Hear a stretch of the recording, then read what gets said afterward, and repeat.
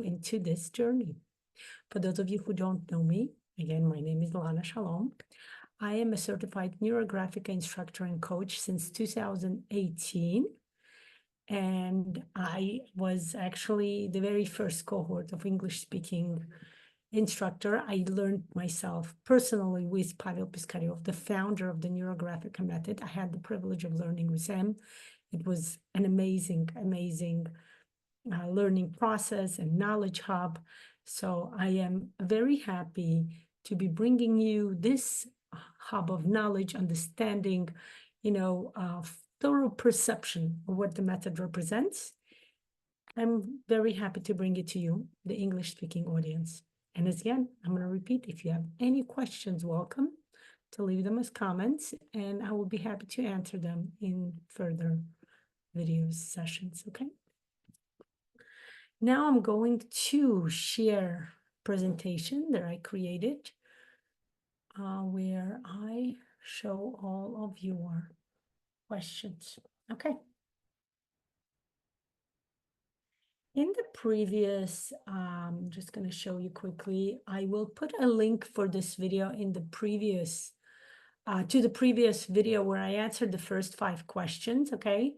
Question was, does every basic start with a 2-minute brainstorm where I talk about it, talking about how to set the topic, how to figure out what is the goal. When you have too many goals, how do you figure out which goal would be the best one? Okay, I explain a lot about something called the golden rules for the Neurographica method drawing. What it means when you use for stylization, what's the difference between stylization and coloring during the archetyping step. And I also answered the 5th question, the difference between drawing in a small frame as opposed to drawing on a big piece of paper or following, covering the amount of paper, the full amount of paper, the full scale of the paper, okay? Let's go further. Today, I will go through the next 5 questions. Question number 6. Is it permissible to rotate Neurographica art while working in it? I do want to know that those questions were actually sent to me by people. They commented under. I have a lot of open videos on the Neurographica method, on the 10 principles of Neurographica, the 8 steps of the algorithms, the reflection process, and so many more. And people, this compilation of questions is what people actually left after watching my video. That's why I figured instead of just answering them directly or privately, I might as well make a video and answer, because I'm sure you probably have the same questions. Most of these questions, I'll be honest with you, are the questions that any Neurographica student faces when they study, either in the beginning or in the middle, or even as advanced students of the Neurographica method. So again, I'm going to repeat the question. Is it permissible to rotate your Neurographica art while working on it? I heard in another channel that it can confuse one's mind if you rotate your work. I don't even know if it's a silly question. First of all, I want to acknowledge the fact that there are no silly questions. I welcome all of your questions. I think it's very important to have this, open mind, open inquiry mind about the method, because it is a new method. It's actually not just a new method, it's a live method. Live method means that it's only 10 years old and the founder is still developing it. Actually, there are a lot of new additions to the method. I will be doing a refresher basic user course and a refresher specialist course. I will make some information open and some information I will have to leave within the closed areas of the course. But again, lots and lots of additions to the course as we are learning it. This is the 10th year, and Pavel Piskaryov, the founder, is adding more interesting, additions, details, kind of new ways to see the method, to interpret the method, to add to the method, to use the method, so you can achieve your goals, you can achieve what you are setting for. Now, to answer the actual question, yes, it is permissible to rotate your Neurographica art while working on it. Actually, in fact, why don't I show it to you, okay? In cases like this, sometimes I will be transferring my camera like this. stop the sharing. Let me turn off the background, and I will actually show you how you can see.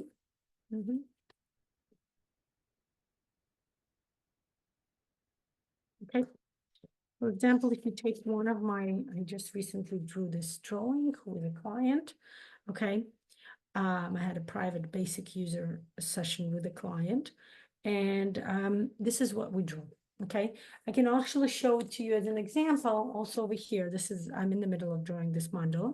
Okay, so for example, if I'll be honest with you, at this point, this has been like a few weeks ago. I don't even remember how it was originally. Was it like this with the orange circle on the bottom? Or did it like this with the orange circle on the top? And it doesn't matter. At this point, when I'm going to continue drawing this today, I will turn it around in a way where I will feel comfortable, where I will feel like this is the way I need to position the orange circle and the green circle and the light green circle and the square. Okay, as I will add more color, as I will add more elements to my drawing.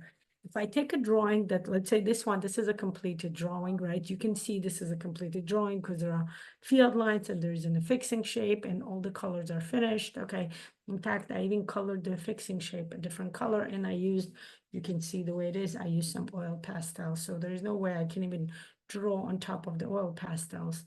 So yeah, look at this. What if I want, and let's say I'm looking at this drawing and I have a certain reflection, right? I feel like I have a certain amount of thoughts and certain emotions that are coming up. In fact, we actually do this during the session.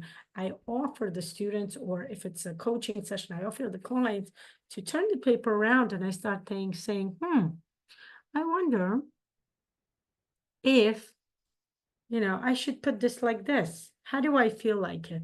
Should I turn it around like this? Sometimes I do this while I drawing that right in the middle. Let's say definitely after step 3, whenever you do a catharsis, you need to make sure to do the rounding before you start doing anything else, stopping or turning around, okay? But after step 3, I'm going to turn it around and say, like I said, I actually do this with clients, and I say, what's your reflection now? What are your thoughts when you look at the drawing this way? What are your emotions? I'll tell you, even right now, I have a totally different set of emotions as I'm looking at my drawing this way. When I look at it this way, again, something else is coming up as my emotion. I have different thoughts. Even within my body, I have a different body parts coming up. So yes, it is permissible. It is actually even advisable. Pavel, in the beginning, I remember of the method when we learned, Pavel would tell us, yeah, you can turn around. What if sometimes you draw and you're like, you know what? I'm wondering what it would look like if I turn it this way.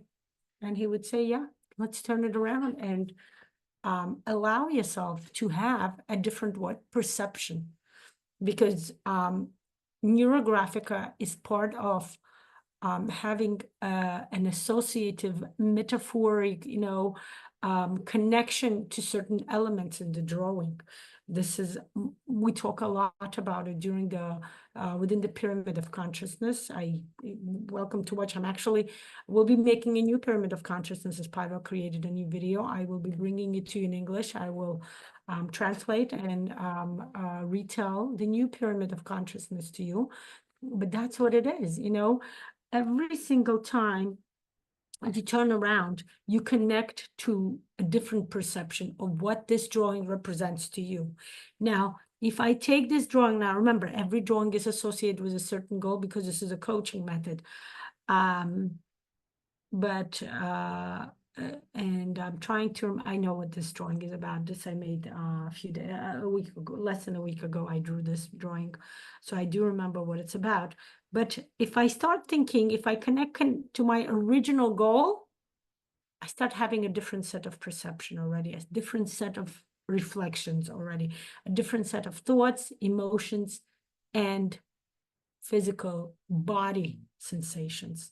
That's an important part. That's how we connect. That's how we connect and go through the transformation, because that's the main premises of the Neurographica method. The transformation through the drawing. Okay, that's the idea. So yeah, welcome to turn your drawing around. Welcome to look at it from different sides, from different views. It will give you a chance to have a different perception, a different view, and most importantly, a different insight, okay? I'm gonna turn my camera back to the way I was. And let's go to the next question.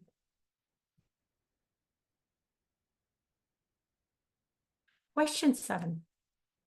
Also, is it permissible to have neural lines that end before the end of the page? My understanding is that all lines must go to the edge of the page.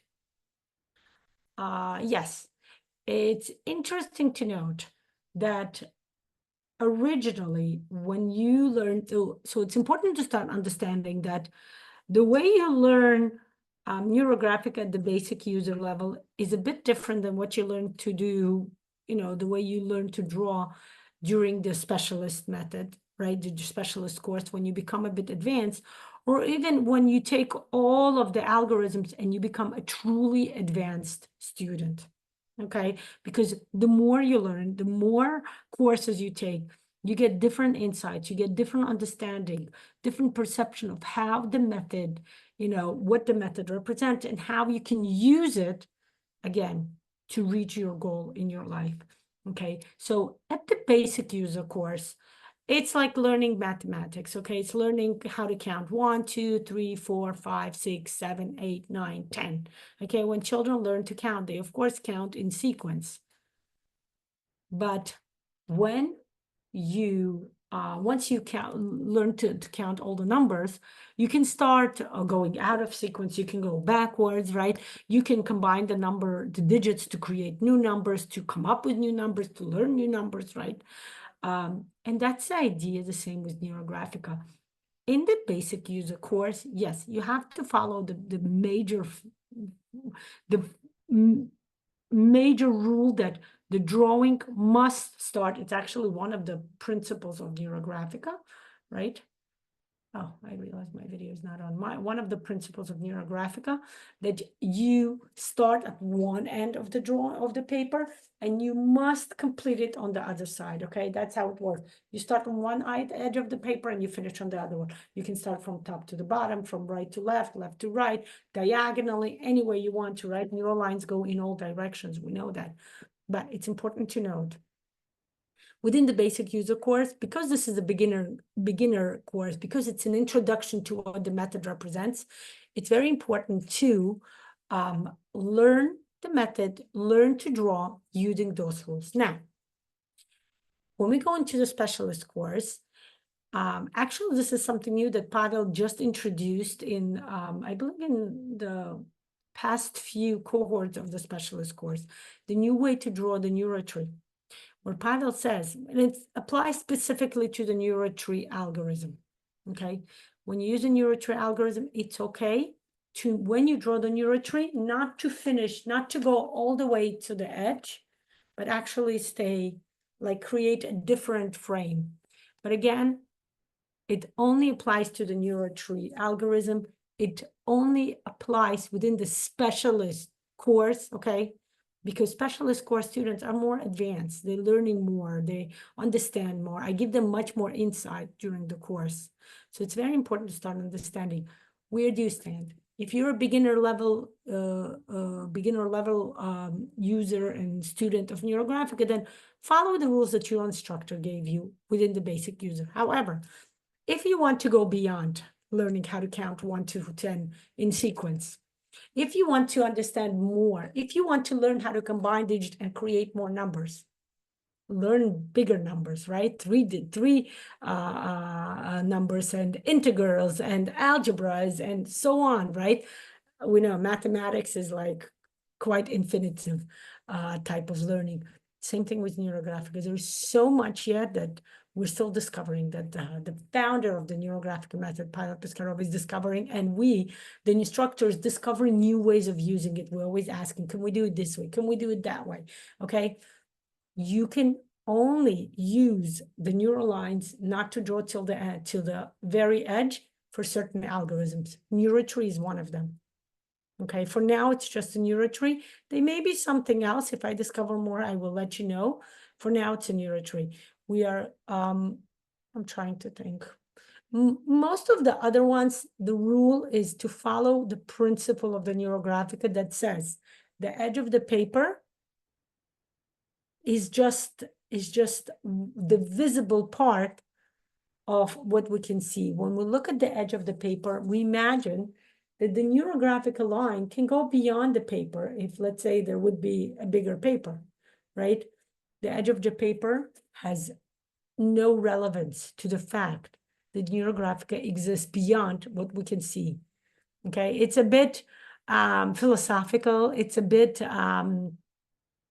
like you're like, if you are more of a actual person, you're like, I don't want to, well, what does it mean? It means it's too philosophical for me. So if it's too philosophical for you, then you just follow the rules. So the rule is you must draw the neural line starting at one edge and finishing on the other edge, because the neural line must always be in a continuous way.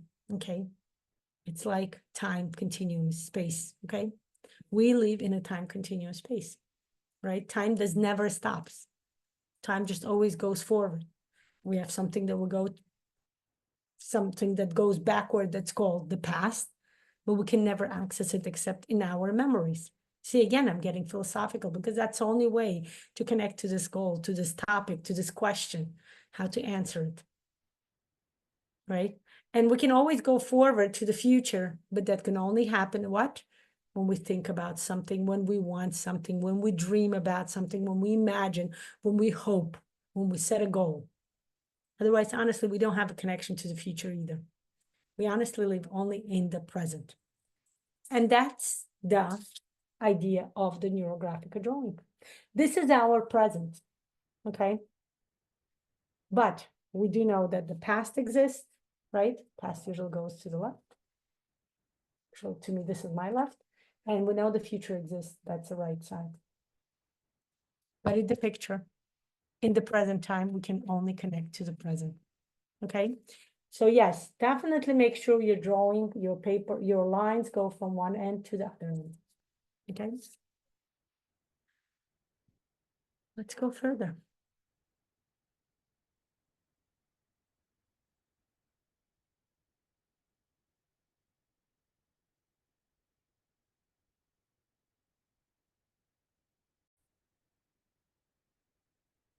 Question number 8. Are the neural lines always drawn before the circles or shapes, or does it just depend on the algorithm one is using? And the answer lies in the question itself, the last part. Yes, it does depend on the algorithm one is using, okay?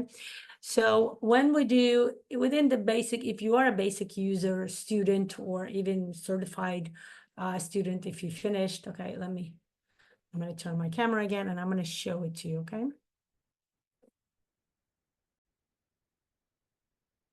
Let's take a piece of paper and I'm going to show it to you now. Okay. So there are 3 ways we can start the Neurographica drawing, okay? Let's do it here.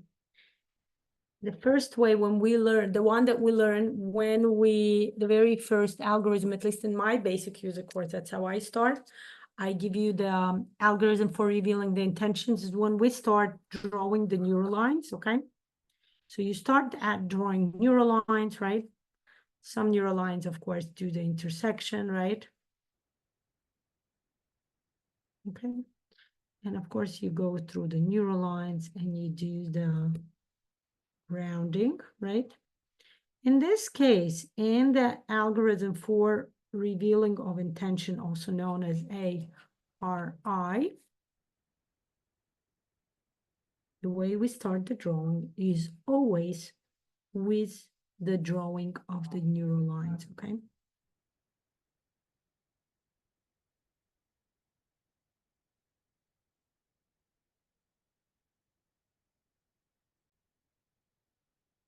This algorithm is usually great when you are not sure what your goal is, when you just want to kind of, when you are in a kind of in a situation, like emotional state where you're not sure, you just want to kind of calm down, this is a great way. I actually also love doing this whenever I listen to a lecture, whenever I attend a live lecture. This is a great way to quiet your mind, to kind of focus on something, okay? Love this. I love doing starting my drawing with the neural lines. It allows me to focus better. It allows me to kind of quiet, get out the fidgetness if you have any, kind of quiet your mind, okay? That's one way. The second basic user course algorithm, we know it's called, that's a classical ARL, the main one, algorithm for removing the limitation. And in that case, okay, we start drawing the catharsis. Now, the catharsis is not a shape or a circle. The catharsis is a very unique shape. It is a shape, but it's a very unique shape. It's not an exact shape. It's not a circle, triangle, square, or any other variation of those. It's a very unique, right? When we do a catharsis, we put it down, we could do the throw, right? Right, like this, right? And it's a very unique shape. Look at this. So in this case, yes, we actually do the actual,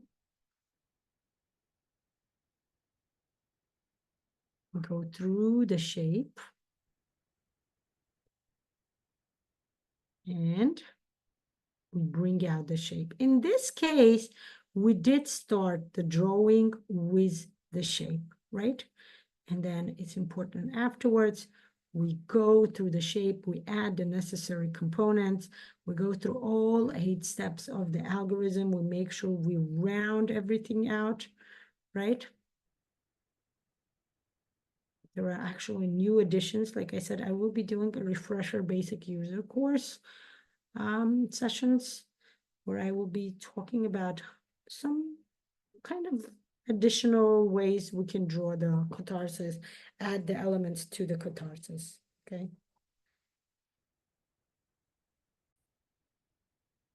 And in this algorithm we are actually starting with the shape, and then we add the neural lines, right? Sometimes we bring out the shape separately. There are different variations of the ARL. What I'm showing you now is a classic, and there's much more explanation and understanding about how to do this algorithm properly, okay?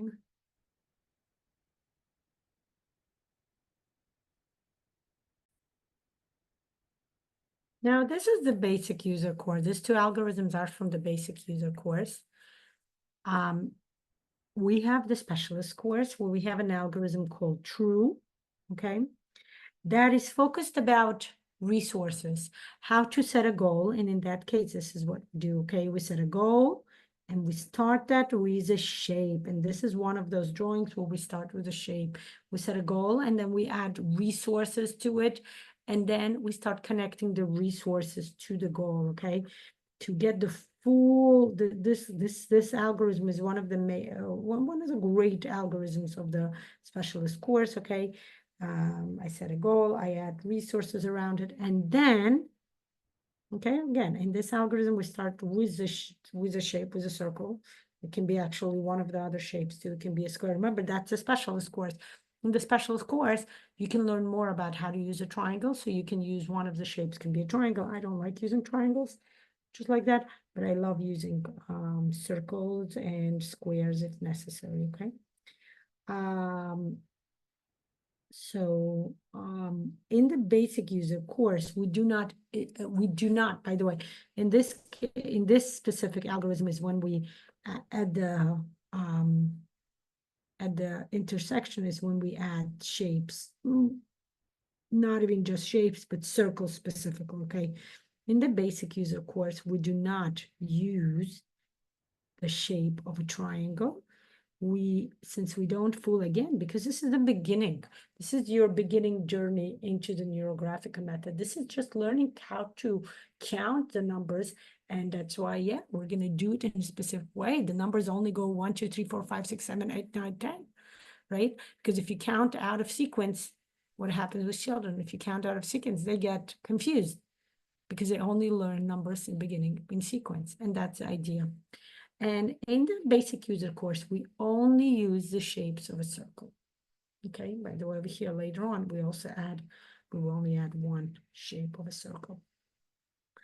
In the specialist course, we actually learn how to use the squares, and we practice using squares.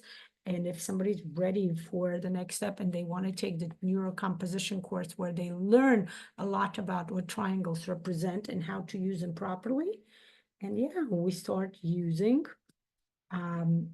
different shapes to, again, create a composition. The idea of a composition in the Neurographica is not just about art. I do want to bring you the main idea. The main idea of the Neurographica method is what I'm trying to bring is not just about art. I know there are a lot of tutorials by like art bloggers and all that stuff, but Neurographica, and a lot of people think that Neurographica is actually, I was one of them. I remember when I met Pavel personally, I went for an intensive in the St. Petersburg, Russia. I specifically asked him, I said, why don't you apply to make Neurographica as a specific art style, like patented as an art style? And he looked at me and said, but it's not an art style. Said Neurographica is not about art style. It's great, and artists can use it as a way of creating their unique art style, but it's not the main promises.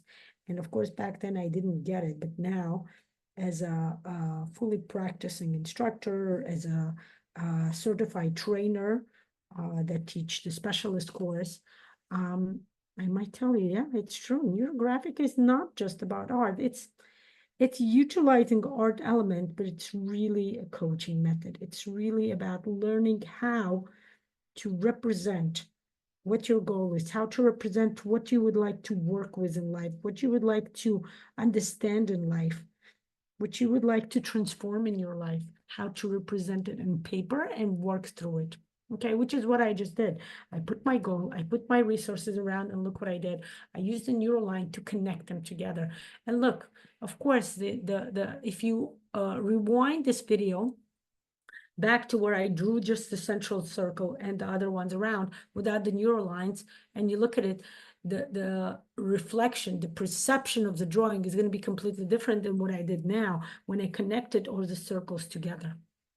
Okay, and that created a completely different, atmosphere within the drawing, within the connection here. Okay, that's very interesting to note. Okay, I didn't just talk about it. By the way, in the specialist course, we do this much more details. I actually explain how to do it, how to guide clients, because the specialist course is about how to use the Neurographica method within your practicum, within your professional practice, and actually talk about how do you use this with the clients? What do you do? How do you guide a client? What kind of questions do you ask? How do you bring your client to go from drawing a circle in the middle to understanding what the resources are, to connecting them, and not just connecting them in your drawing, but actually connecting them in your mind, mentally, emotionally, physically. Okay, so that's the main premises of the specialist course. It's an amazing course. I'm inviting all of you. If you have your basic user course, even if you don't have it, I have an amazing bundle that you can purchase from me, where you purchase a bundle. Actually, if you purchase a specialist course, the basic user course is much cheaper when you purchase it together. So definitely I'm inviting you to discover this truly amazing course. Okay, and yeah, and that's the idea. So we have 3 ways to start the drawing. Okay, we either start with the neural lines and then we add shapes and elements. We start with a shape, which is the catharsis in the ARL algorithm, and then we add the neural lines, and then we add the major shape when we draw the affixing shape. Sometimes we do the opposite. We focus on the shape first, and then we add the neural lines as a way to connect the shapes, as a way to create something we call the composition. Okay. There's also a 4th type of drawing, where we start drawing something that we already familiar with, a familiar shape. Now, this kind of drawing is connected to the neuro art the most. This is the kind of drawing that the artist can utilize and can connect to the most. Because an example of this algorithm would be like the neurotree or the neurolotus or even the neurorain, where we take familiar shapes, familiar objects, and we start utilizing them within you bringing the shape first and then adding the neural line, okay? Something like a neurolotus is when we start creating petals, right? New petals of flowers and then connecting meaning to it, okay? Using it as a resource. We can also create like a mandala, right? A mandala is a circle. Circle can be one giant circle, few many circles, right? And even though it's similar to the circle here, but it's different. Over here, the circle is specifically the goal. Over here, the circle of a mandala has a different meaning to it, a different understanding to it, okay? I actually have an idea where, because I know a lot of people start utilizing the shapes of a square, of a triangle, without going into as much details as the neurocomposition course gives. I'm wondering, I have an idea of doing open sessions where I will tell you about each shape separately, specifically about the shape of circle, what it represents. We can actually draw a mandala there. The shape of square, we can draw a giant square, and I will tell you all about the square shape and how it, what's the representation of the square within the neurographic method and how you can connect to it and how you can use it depending on your goal, in which way you can use it to utilize to reach your goal. And of course, the shape of the triangle. I would love to hear from you. I would love to hear from you. Send me your questions, your comments. Welcome to PM me if you know me on Facebook or on Instagram. For some reason, I need to figure out my Instagram on my phone. I don't get the private messages on Instagram, only if I log in. But Facebook Messenger works wonders. It's the best way to reach me. Email is great too, or you can leave a comment under this video and I will be checking sporadically, but it's not going to be as fast as if you send me a direct message. Okay, dear? But yeah, sometimes we take a familiar subject, familiar shape, and we draw that, and then we add the neural lines to it, or we add certain elements, we add more circles to it, okay? Or, we try to figure out how do we want to connect this big giant mandala in this case, right? Or any elements, any familiar shape or familiar subject, like even if you draw a neurotree, right? You use a neural line to draw the neurotree. I have a lot of neurotree open videos on my channel. You're welcome to browse. Have wonderful, beautiful neurotree videos on my channel. Welcome to browse, welcome to watch, welcome to see.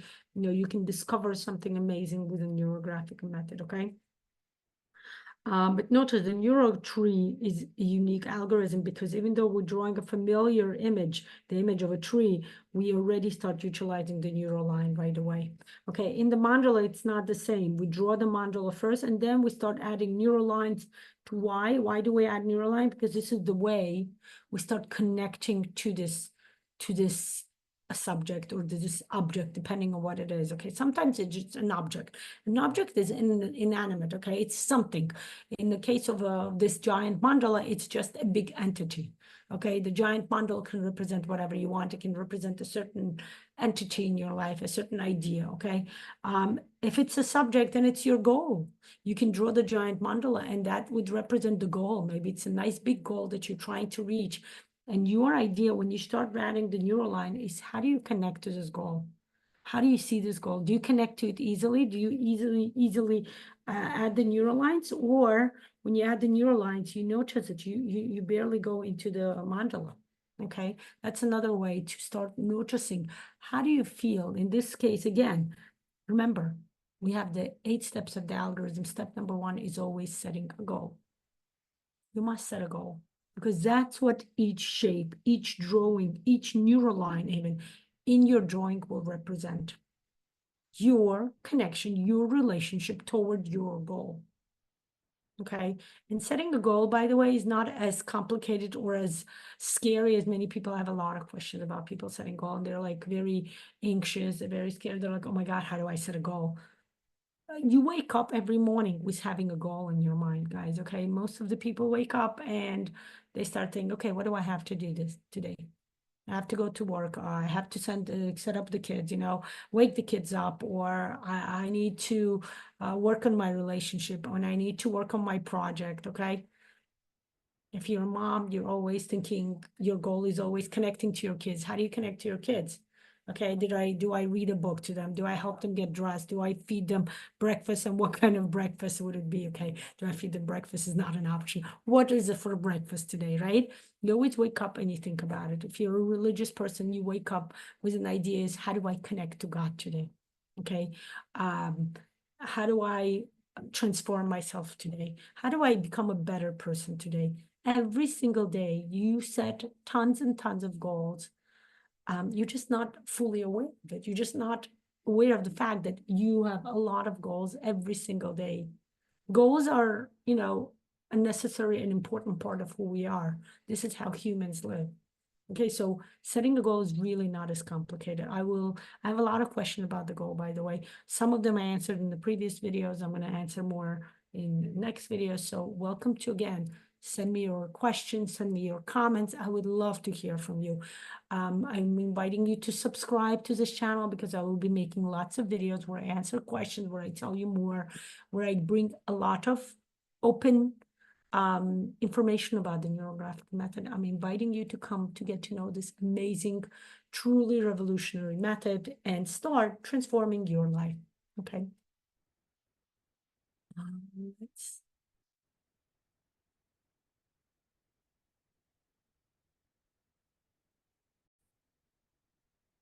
I thank you for joining me today. As I answer 3 of your questions, I will be making more videos, more understanding. Welcome to join me. Welcome to draw with me. I hope you enjoyed a little drawing that we did today. Okay.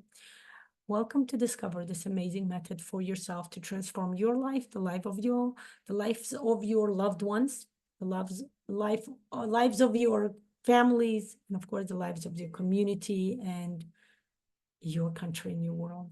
Okay. I am saying goodbye to you now, but not too long. Okay. So instead of goodbye, I'm going to say so long. See you later.